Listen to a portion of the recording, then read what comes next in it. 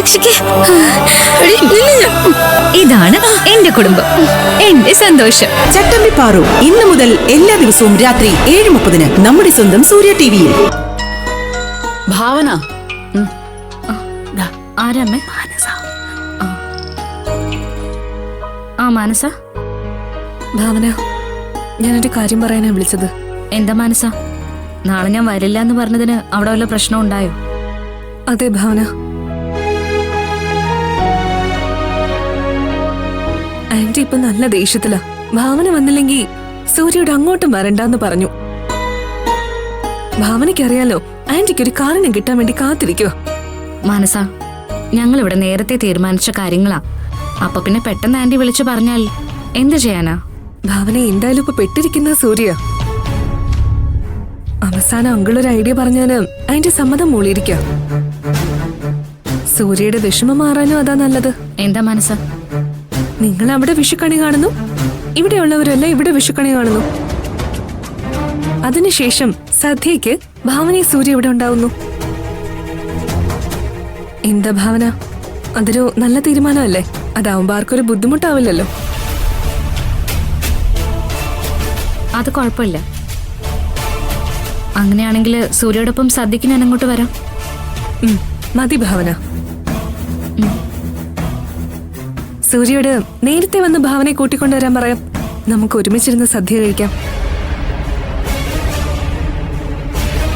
ശരി മാനസ, ഞാൻ സദ്യക്കുണ്ടാവുന്ന മനസ്സ് തന്നെ പറഞ്ഞേക്കേ.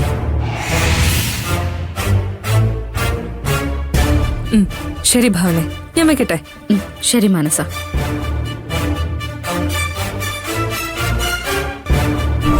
നീ നേരത്തെ പോകുന്നില്ലെന്നാണല്ലോ പറഞ്ഞത്, പിന്നെ ഇപ്പൊ പോകുന്നു പറയുന്നത്? രാവിലെ നമ്മൾ കണിയെല്ലാം കണ്ടിട്ട് കൈനീട്ടവും കൊടുത്ത ശേഷം മാത്രമേ ഞാൻ പോവുള്ളൂ സേതുവേട്ടാ. സദ്യ അവിടുന്ന് കഴിക്കാം. എന്റെ അഭിപ്രായത്തിൽ ഒരു ഫംഗ്ഷൻ നടക്കുന്ന സ്ഥലത്തോട് നീ പോകേണ്ട യാതൊരു ആവശ്യമില്ല. അറിയാലോ, അവരെന്നെ ചതിക്കാൻ വേണ്ടിയായിരിക്കും. ഞാൻ മാത്രമല്ലല്ലോ ഏട്ടാ, സൂര്യ എന്നോടൊപ്പം ഉണ്ടാവുമല്ലോ. അവള് പോയിട്ട് വരട്ടാ, സൂര്യ കൂടെ ഉണ്ടല്ലോ. ഇനിയിപ്പോ ഇതിന്റെ പേരും പറഞ്ഞോണ്ട് ജയക്ക് ഒരു പരിഭവം വേണ്ട. അമ്മ കഴിഞ്ഞൊന്നും മറന്നിട്ടില്ലല്ലോ. കൂട്ടത്തിൽ ചതിക്കാൻ എളുപ്പോ. സൂര്യൻ കൂടെ ഉള്ളതല്ലേ സേതുട്ടാ, പിന്നെ എന്തിനാ പേടിക്കുന്നേ? എല്ലാരും കൂടി സന്തോഷത്തോടെ ആഘോഷിക്കട്ടെ. എന്തോ എനിക്കത്ര പിടിക്കുന്നില്ല. പിന്നെ നിന്റെ ഇഷ്ടം പോലെ.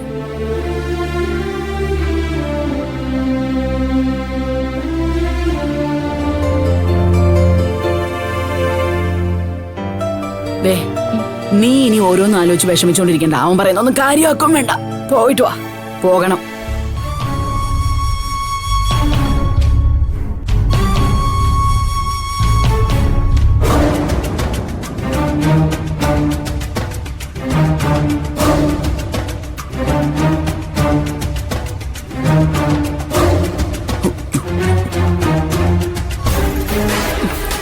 എന്താ ചെയ്യാ?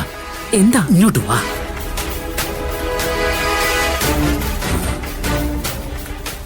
എന്തോ പ്ലാനിങ് ഉണ്ടല്ലോ. ഇങ്ങോട്ട് വാ പ്രസിഡേ, ഇതുപോലൊരവസരം നമുക്ക് ഇനിയും കിട്ടത്തില്ല. നാളത്തെ സദ്യ കഴിക്കാൻ ഭാവനയോട് വരാമെന്ന് സമ്മതിച്ചത് തന്നെ നമ്മുടെ ഭാഗ്യവാ. ഭാവനയുടെ കുഞ്ഞിനെ അവിടെ വയറ്റി വെച്ച് തന്നെ നമുക്ക് നശിപ്പിക്കണം.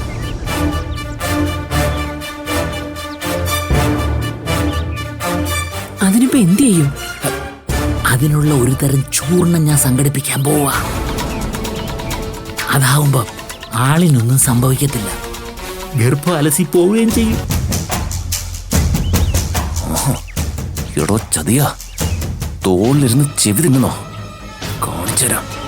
അതെ അച്ചേട്ടാ, മാനസയുടെ കുഞ്ഞിനെ ഇവിടെയുള്ളവർ നല്ല മനസ്സോടെ സ്വീകരിക്കണമെങ്കിൽ ഇതേ ഉള്ളു മാർഗം.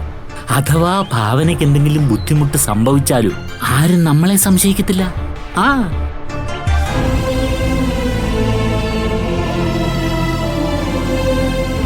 അങ്ങനെ പറയാൻ പറ്റില്ല ചേട്ടാ.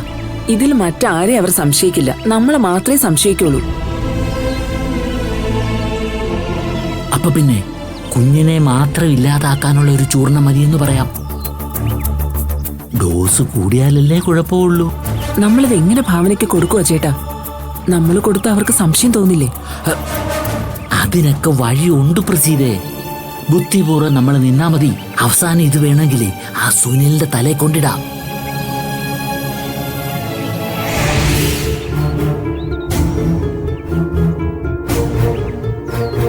അതോടെ അവനെ ഇവിടുന്ന് ഓടിക്കാനും പറ്റും. നമ്മുടെ മോള് കഴിക്കുന്ന ഒന്നിൽ ഇത് ചേർക്കാൻ പാടില്ല. മാനസമോളെ ഒരു പായസവും കുടിക്കത്തില്ലല്ലോ, നമുക്ക് പായസത്തിൽ ചേർത്ത് കൊടുക്കാം.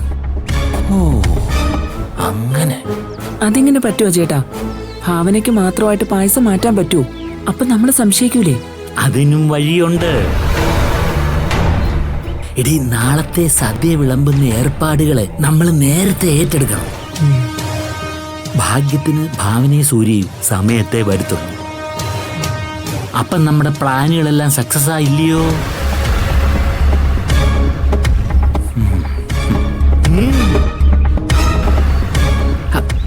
സദ്യക്കുള്ള സാധനങ്ങളെ നമ്മളല്ലയോ വാങ്ങാൻ പോകുന്നത്, അതും സൗകര്യമായി. ഇത് മിക്കവാറും ഓക്കെ ആവുക ചേട്ടാ. നമ്മളെ സംശയം തോന്നാതിരുന്നാ മതിയായിരുന്നു. നീ വാ.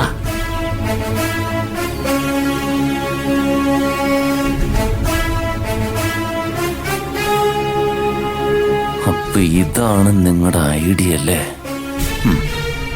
നാളെ നമുക്ക് കാണാം നിങ്ങളെ പൂട്ടാൻ പറ്റുമെന്ന്. ഞാനെന്ന് നോക്കട്ടെ. ബാബാ,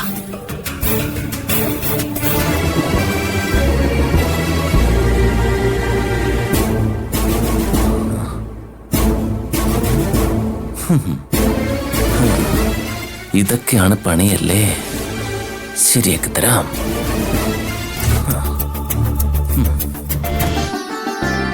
മായേ, മായേ, ആ മായേച്ചി. ദേ, ഇത് പലതും രമേശിന്റെ കണക്കായിട്ടാ വാങ്ങിച്ചിരിക്കുന്നത്. അതെന്താ സേതോട്ടാ? രമേശിന്റെ കാശുണ്ടായിരുന്നോ? ഇന്നത്തെ ദിവസമെങ്കിലും ഞാൻ എന്റെ ഇഷ്ടത്തിനനുസരിച്ച് വാങ്ങിച്ചോട്ടെ. ഭാവന സിസ്റ്ററുടെ കയ്യിൽ നിന്നും കൈനീട്ടം വാങ്ങുന്നതിലും ഭാഗ്യം എനിക്ക് വേറെ കിട്ടാനില്ല. ആ കൈനീട്ടം എനിക്ക് എന്നും നേട്ടമേ തന്നിട്ടുള്ളൂ. അതൊക്കെ നീ പറയുന്നത് ശരിയാ രമേശ. ഞങ്ങൾക്കും ഭാവനയുടെ കഴിഞ്ഞിട്ട് വാങ്ങിക്കുന്ന ഐശ്വര്യം.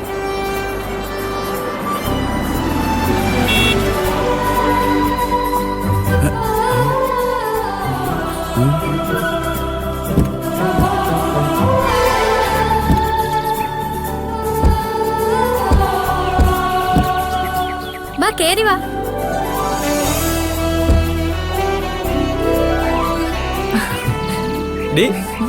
വെറുതെ കണ്ടോ, ഭാമയായിരുന്നത് ഏറ്റ കാര്യങ്ങൾ കൃത്യമായിട്ട് എത്തിച്ചു. ഒരു കുറവുണ്ടല്ലോ. എന്താ സേതുട്ടാ? അബിക്ക് വന്നെത്താൻ പറ്റില്ലല്ലോ. പുതിയ പ്രോജക്റ്റിന്റെ കാര്യമല്ലേ ഏട്ടാ? വിഷു നാളെ അങ്ങ് കഴിയും. പക്ഷെ ഈ പ്രോജക്റ്റ് നഷ്ടപ്പെട്ടാ പിന്നെ കിട്ടില്ലല്ലോ. ഇവിടെ ആയിരുന്നെങ്കിൽ ജസ്റ്റ് ഒന്ന് വന്നിട്ടെങ്കിലും പോവായിരുന്നു. ഇത് ബാംഗ്ലൂർ അല്ലേ? എല്ലാം നടക്കണ്ടേ ഭാമേ? നീ പറഞ്ഞതുപോലെ വിഷു അങ്ങ് പോവും. അതിനിപ്പോ ഭാമ വിഷമിക്കൊന്നും വേണ്ട. വിഷുവിന്റെ ഒരു വീഡിയോ എടുത്തങ്ങ് അയച്ചു കൊടുത്താ പോലെ. ആ ഭാമേ, ആ ചേച്ചി